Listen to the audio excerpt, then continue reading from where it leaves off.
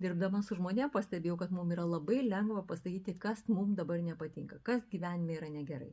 Bet jeigu aš paklausiu, o kaip tu norėtum, kad būtų, tada prasideda problemos. Atrodo, kad norui suformuluoti tarsi net žodžių neužtenka.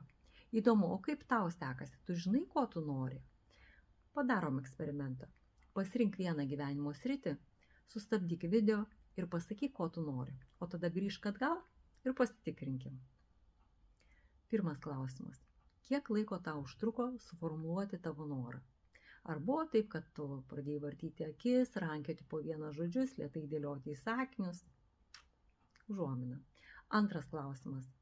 Ar tavo noro formuluotėje yra žodeliai ne?